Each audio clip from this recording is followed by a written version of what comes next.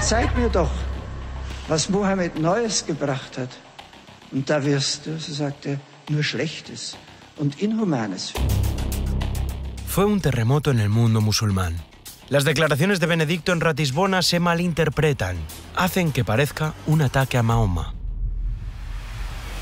Sono vivamente rammaricato per le reazioni suscitate da un breve passo del mio discorso. Estoy vivamente amargado por las reacciones suscitadas por el breve paso de mi discurso en la Universidad de Regensburg, retenido como ofensivo por la sensibilidad de los creyentes musulmanes, mientras que se trataba de una citación de un texto medieval que no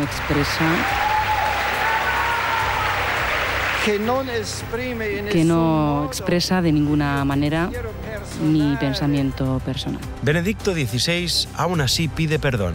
Lamenta que se hayan tergiversado sus palabras. Sí, pero en este caso es porque la gente no lo ha comprendido bien. Alfred Sonnenfeld, sacerdote y psiquiatra alemán, amigo de Ratzinger. No ha comprendido bien el discurso de Ratzinger en Ratisbona, ¿no? Porque basta con leerlo y uno se da cuenta. Ha pedido perdón muchas veces, pero ahí... Juan Vicente Bo, ex corresponsal de ABC en el Vaticano. Seguía las huellas o el ejemplo de San Juan Pablo II, que fue el que inició las peticiones de perdón de los papas y el que planeó la gran petición de perdón en la Basílica de San Pedro durante el gran jubileo del año 2000. Y allí, en público y de modo solemne, se fue pidiendo perdón por, no sé si 7 u 8 comportamientos en total discrepancia con el Evangelio. Non possiamo non chiederci quali sono le nostre responsabilità. Chiediamo umilmente perdono. Pero si hubo un perdón que resonó de forma especial en todo el mundo, fue este que vamos a escuchar. Anche noi chiediamo insistentemente perdono a Dio. Era el 11 de junio de 2010 y Benedicto pidió perdón por los abusos sexuales en el seno de la Iglesia.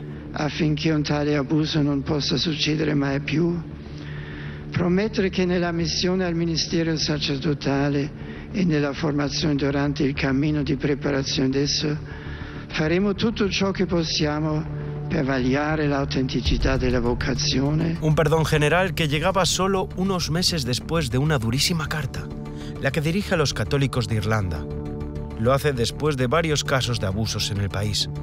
Dice textualmente: admitid abiertamente vuestra culpa y someteos a las exigencias de la justicia. Una carta tremenda a los católicos de Irlanda en el año 2010 y donde les acusa a los obispos culpables de haberle traicionado. Así de claro. Son palabras ahí bastante fuertes. El primer papa que se ha reunido con las víctimas de los abusos. Pero es que no solo estamos hablando de un perdón, es más que eso. Es una acción conjunta y contundente para cortar los abusos de raíz. Ratzinger continúa todo el trabajo realizado al lado de Juan Pablo II, pero ahora él es quien encabeza la Iglesia. Decide ejecutar todo su plan.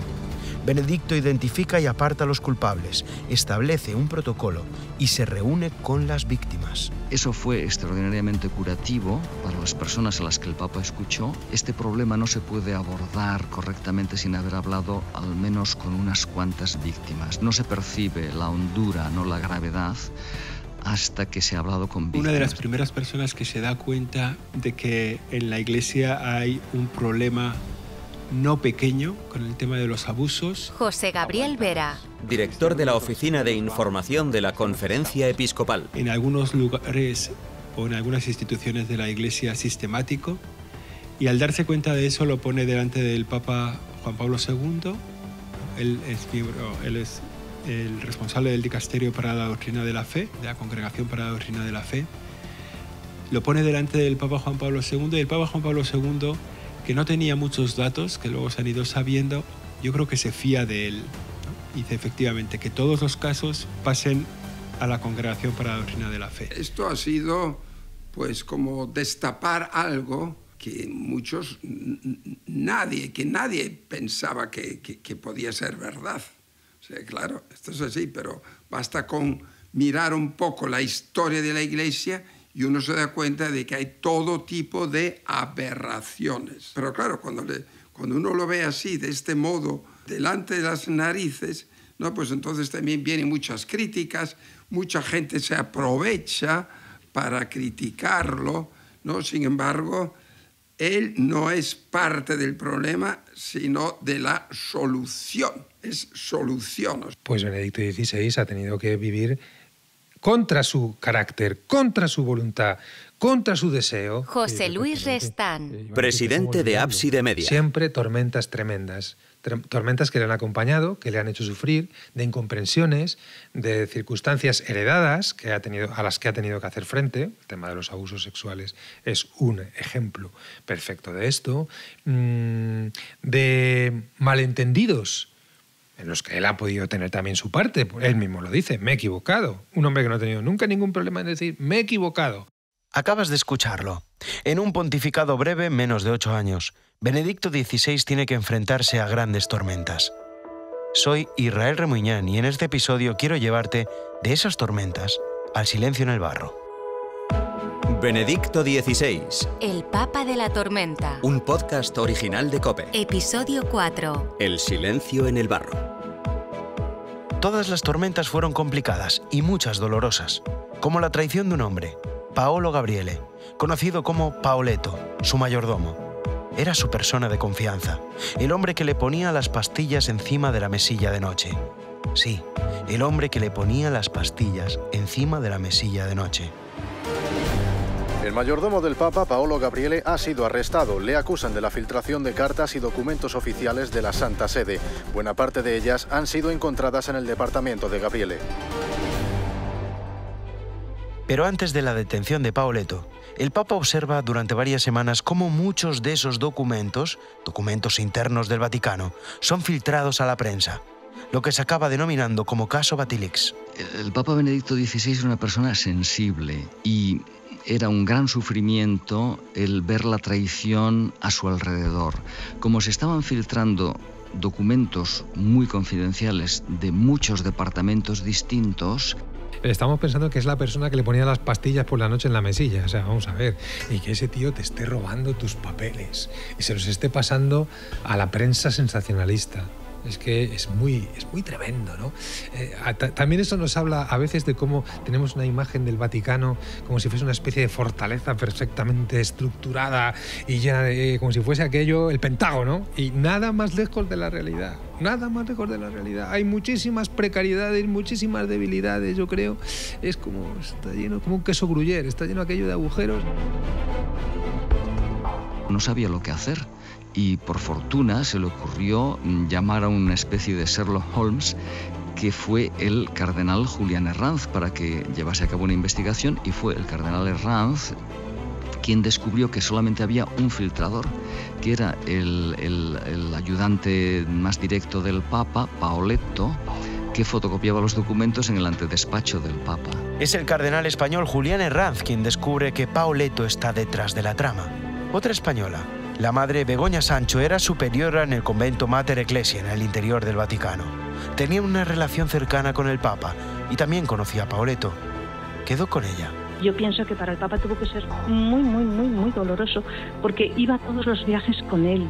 Pues es que lo tenía todo con él. Madre Begoña Sancho. Superiora del convento Mater Ecclesiae antes de que Benedicto se trasladase allí. Y estaba en esa casa, solo estaban las que le atendían, las consagradas, el secretario, él y el Papa. Entonces, claro, cuando empezaron a ver que faltaban documentos, pues Monseñor le reúne a todos, y claro, él ya iba cogiendo como pruebas y cosas, ¿no? Y dice, es que están faltando cosas y el único que puede ser es que eres tú. Ahora mismo vamos a tu casa y vemos lo que hay. Y así fue, ¿no? Fue con la policía, claro. Y claro, ahí estaban más cosas de las que todavía que ni se habían dado cuenta que faltaban, ¿no? Yo creo que el Papa tuvo que ser muy fuerte, porque una persona hasta el niño pequeño que habían estado allí con el Papa, toda la familia. Entonces pensar que con toda confianza le han dado ese puesto, que era un puesto tan privilegiado, y que haya hecho eso, pues creo que tuvo que ser muy doloroso para el Santo Padre, bueno, y para todos, ¿no? Para la familia vaticana, que llamaban así a los que vivían así con él. La justicia condena a Paolo Gabriele a 18 meses de cárcel y es alejado de su puesto. Pero a los pocos meses de entrar en prisión, el Papa decide indultarle. Ten en cuenta que él le visitó en la cárcel, en los aposentos vaticanos donde estaba retenido, o sea, que luego fue condenado, y a continuación el Papa lo indultó, es decir, directamente lo perdonó. Esperó a que terminara el juicio, porque el juicio había que hacerlo. Se dictó sentencia y a continuación el Papa lo perdonó y salió, tal cual. Pero en el tiempo en el que todavía no se había producido la sentencia y estaba allí detenido, el Papa fue a verlo. Fue a verlo, a hablar con él. Estuvo con él. Entonces, él decía, es que no lo entiendo, no lo puedo comprender. Entonces, claro que esto le hizo sufrir. El Papa no solo le perdona, sino que le busca un nuevo trabajo y hasta un colegio para sus hijos. El Vaticano, el Santo Padre, se portó muy bien y miró y cuidó para que no le faltara nada, a pesar de lo que había hecho. O sea, yo creo que el Papa le seguía queriendo igual. Le perdonó totalmente, de verdad. Pero hubo una noche en la que Benedicto se enfrentó a una gran tormenta en sentido literal. Y ahora el Papa va por delante de los reyes saludando a los jóvenes que se han congregado en el aeropuerto de Madrid-Barajas. Vemos al rey ahí. Jornada Mundial de la Juventud, Madrid, vigilia de Cuatro Vientos. Una increíble tormenta de verano sacude el escenario, con los ojos de medio mundo puestos en la capital de España y millones de jóvenes pendientes de las palabras del Papa en directo. Ahí está. El Papa delgado, moreno, entre... Quizás te suene la voz que vas a escuchar ahora. Él era voluntario en esa JMJ. El relato que hace es el de una película de terror. Una de las torres de luz que había al final se cae y eso deja a oscuras completamente Cuatro Vientos. Curiosamente, en ese momento el Papa tenía que hablar, se había caído todas las luces, ya digo que se había caído una torre de electricidad, no había electricidad en el escenario. Por un error, el micrófono que estaba más cerca del Papa era un micrófono de órdenes que no llevaba el circuito eléctrico habitual. Y el Papa pudo hablar y se le pudo escuchar, pero era el único micrófono que funcionaba de todo lo que había ahí encima del escenario, no había más. Entonces, recuerdo que pudo hablar, han pasado muchos años, y espero no equivocarme de los detalles en concreto y tal. Pero sé que el Papa habló, que aquel micrófono funcionaba contra todo pronóstico porque, ya digo, que no había electricidad. Imagínate esa situación. Había riesgo de que todo se viniera abajo, era algo evidente. La duda era si pararlo todo, si suspender la JMJ. Y el asunto, la única consigna era mantener mientras podamos, ¿no? Juan Carlos Ramos. Encargado de la retransmisión de televisión española durante la JMJ. Y a los cámaras, eso sí, también si había peligro, pues evidentemente que se bajaran de los lugares donde estaban con aquellas estructuras metálicas, ¿no? Pero la idea era mantener todo lo que se pudiera, ¿no? Era de noche ya, estaba lloviendo, estaba oscuro, pero parece que se conjuraran los elementos para que aquello no saliera. Pero al final, como la providencia hace que las cosas salgan mejor de lo que uno pensaba, ¿no? ¿Pero qué haces? Me dice mi hijo, ¿qué voy a hacer? No soy el dueño de la meteorología, eso es nuestro Señor. Cardenal Rouco Varela. Cardenal español y amigo íntimo de Ratzinger. El Papa me llamó, y me llamó Juan, me dijo a Monseñor Genswein que viniese yo para... hablamos un momentito. Entonces fue cuando se acordó que él no iba a pronunciar la homilía, que no había tiempo. Y segundo, que continuábamos allí y que íbamos a hacer iba a consistir ya el acto en la adoración al Santísimo. Oye, fue providencial, porque nos concentramos en lo que era lo más importante. Todo lo demás era accesorio. El Papa decide que no se va, que se queda allí, soportando la tormenta debajo de la lluvia, tapado con varios paraguas por culpa del viento. Sus vestidos no paran de zarandearse y los pelos se le despeinan. Pero él resiste. Es una imagen para la historia. Es el Papa de la tormenta. Imagínate, 2 millones de jóvenes ante el Papa, una tormenta desafiándoles, a ellos y al Papa. No quieren dejarle solo, y la lluvia para poco a poco. Todos permanecen en silencio, adorando al Santísimo, muchos incluso arrodillados en el barro. Es entonces cuando, después de un largo tiempo sin decir nada, el Papa se acerca al micrófono y pronuncia estas palabras. Gracias por esa alegría y resistencia. Vuestra fuerza es mayor que la lluvia. Gracias. El Señor con la lluvia nos manda muchas bendiciones. También con esto sois un ejemplo.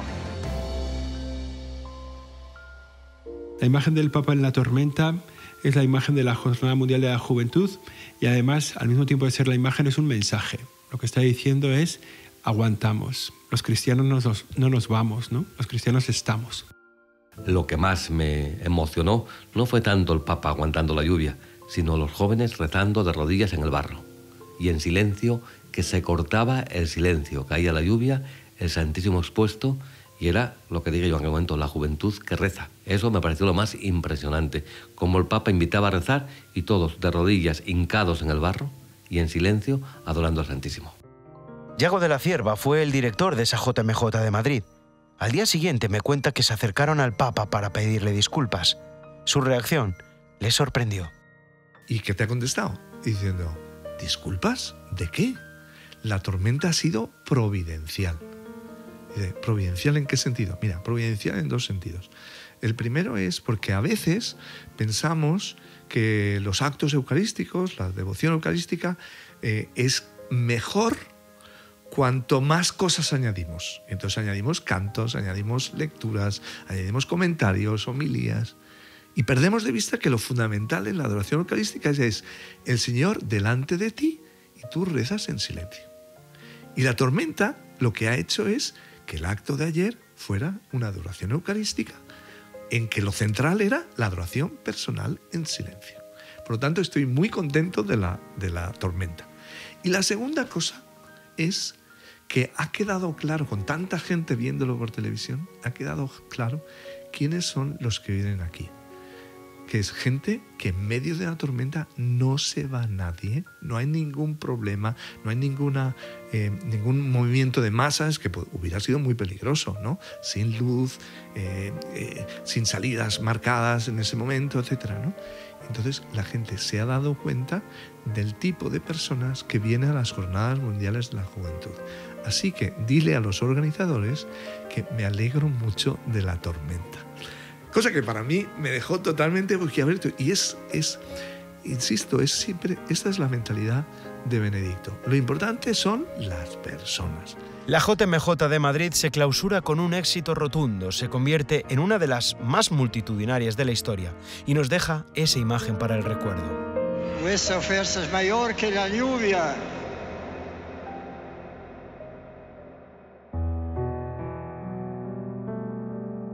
Todos los que le conocieron coinciden en algo. La imagen proyectada en los medios sobre el Papa no coincidía con la real. Benedicto no es un páncer, tampoco una persona a la que le gusta imponer. Es sobre todo un teólogo, una mente brillante que entre sus sueños nunca estuvo ser Papa, pero que decidió aceptarlo.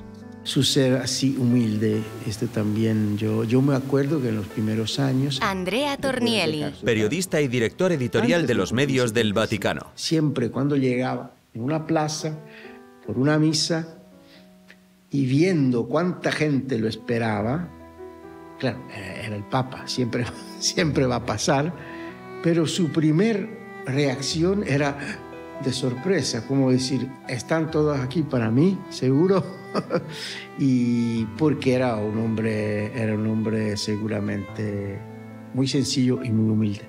Y pasará por su bondad, por su sencillez, por su... Cardenal Luis Ladaria. Cardenal español y prefecto de la Congregación para la Doctrina de la Fe. Yo siempre decía, cuando yo voy a verle, pues al cabo de 2 minutos, pues no caes en la cuenta de que estás con el Papa. Porque era una cosa, un ambiente familiar, un ambiente sencillo, muy agradable. Todas esas cosas son, creo, grandes virtudes de Benedicto. Lo que yo recuerdo de Benedicto XVI era su timidez. Valentina Alazraqui, corresponsal de Televisa en el Vaticano. Cuando daba las ruedas de prensa, yo recuerdo que él no nos miraba como en un punto en medio de nosotros, digamos así, pero no era como en los ojos, ¿no? Y no había esta costumbre de que pasara a saludarnos, se quedaba al principio de la cabina. Benedicto era muy dulce, o sea, desde lejos parecía muy serio y demás, pero desde cerca, las distancias cortas, era muy agradable. Y a mí me impresionaban todas las veces su sencillez y su humildad, incluso a veces casi diría su timidez. El Papa Benedicto, cuando te saludaba, te tomaba las dos manos y era muy cariñoso en el uno a uno. Javier Martínez Brocal, corresponsal de ABC en el Vaticano. Y me acuerdo que me había tomado las dos manos y me dijo, le pregunté, Santo Padre, ¿usted cuáles son las virtudes que más aprecia en un periodista? Y su secretario casi que le pareció una pregunta demasiado directa y me dijo, grazie mille, y me señaló a la puerta para que me fuera. Y Benedicto me tomó las dos manos y me decía, pues dos virtudes, la paciencia y la sinceridad. Y son dos virtudes que yo creo que sirven a cualquier periodista. Detalles así como bonitos, a lo mejor a él le regalaban pescado, ¿no? Y esto para las monjas, y nos mandaba una bandeja con pescado, o incluso una vez se ve que le habían regalado panetón, pues allí partieron la mitad del panetón para ellos, esto para las monjas, ¿no? Mira, estamos comiendo del mismo panetón que el Santo Padre, ¿no? Ahora quiero llevarte a 3 puntos distintos del mapa. Será breve. Son 3 instantes en los que conocerás cómo era realmente Benedicto XVI. El primero sucedió aquí, en esta zapatería. Escondido en una de las calles empedradas del Borgo, a 2 pasos del Vaticano, está el negocio de Antonio. Él es peruano y era el zapatero del Papa. Aún recuerda la emoción que sintió la primera vez que vio a Benedicto con sus zapatos por televisión. Es una cosa increíble porque cuando uno ve tus zapatos, tu trabajo que haces, lo ves a su santidad que lo pone, digo, oh, qué maravilloso, que a mí, puro yo, un manco lo creía en mi trabajo y lo vi que caminaba en la televisión. Poco a poco, Zapatero y Papa fueron estrechando lazos. Se vieron en varias ocasiones y Antonio lo sentía como un padre. Pero no se podía imaginar lo que sucedió el día de su cumpleaños. Es el instante del que quiero hablarte ahora. Como siempre, tuvo que abrir su zapatería, pasaban las horas de la mañana y aún nadie le había felicitado. De repente le dan un aviso. Fue una cosa también, es otra alegría más propia inmensa que solo un padre puede hacer eso. Y Fati es como un padre para mí. Fue que estaba yo acá trabajando el día de mi cumpleaños, 50 años. Ya eran las 10 y todavía nadie me llamaba. Y todavía no sonaba ninguno. Y después me llama, me dice Antonio que me está mandando un pago de su santidad, un regalo por mis 50 años. Y yo dije, ok. Y cuando vi parar el carro y me dice de su santidad, me quedé propio. Es una cosa, es una emoción. Y le dije gracias y yo no lo pude creer. Sí, Benedicto fue el primero en darle un regalo, también en felicitarle. Ahora, a Antonio le resulta imposible no emocionarse. Él lo conoció ya cuando era cardinal, venía acá al negocio. Sí, y ya después ya él ha sido papa y siempre lo mejor ha sido una cosa maravillosa. Sí, guarde, como por eso le digo, ha estado un padre para mí propio y le agradezco tantísimo.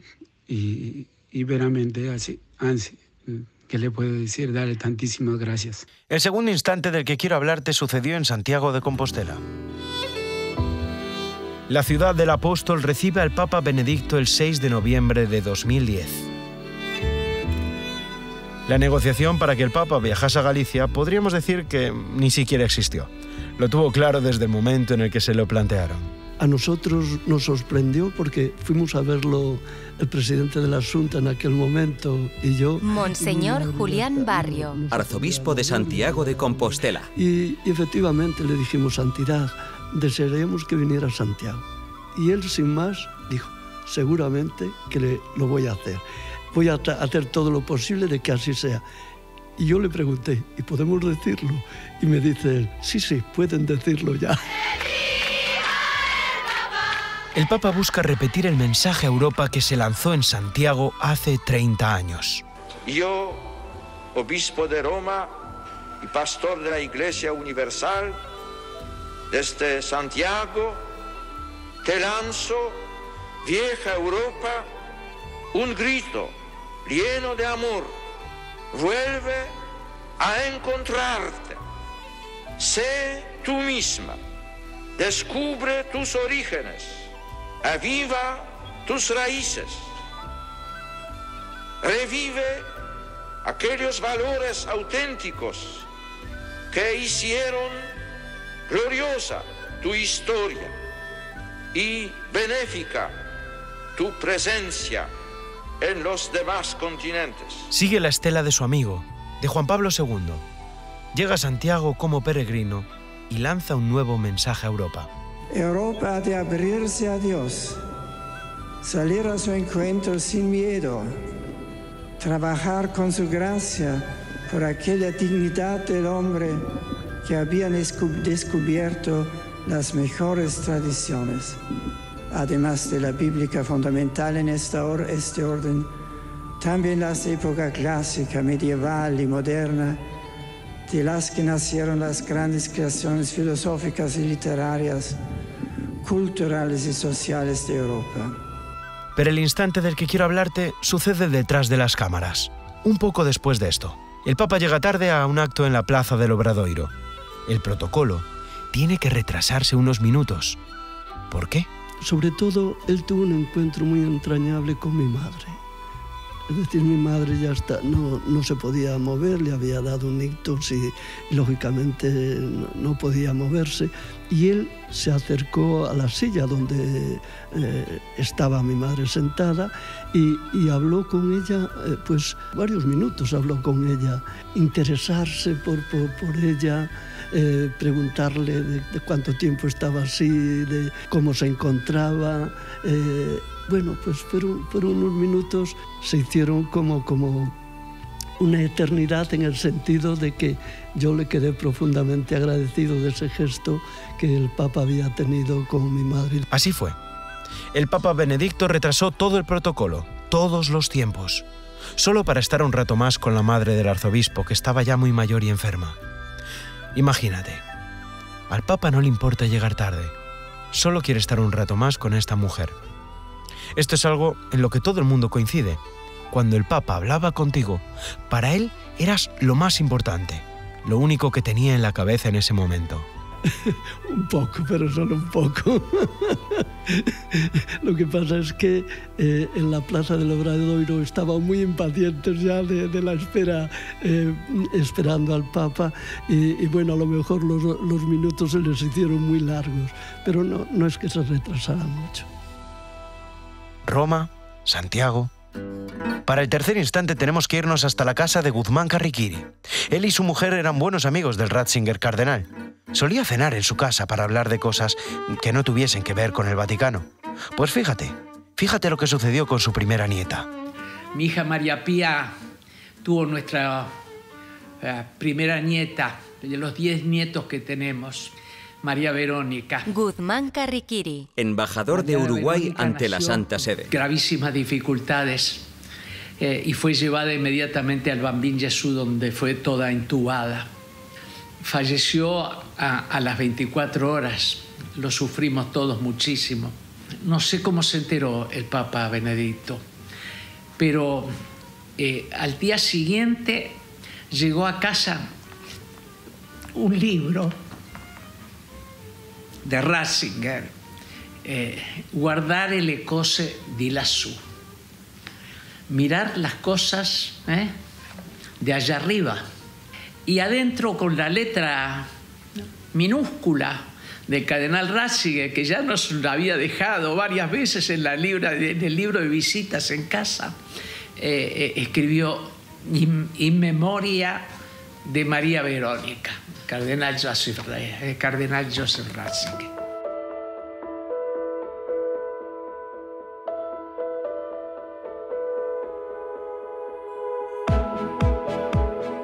Benedicto XVI.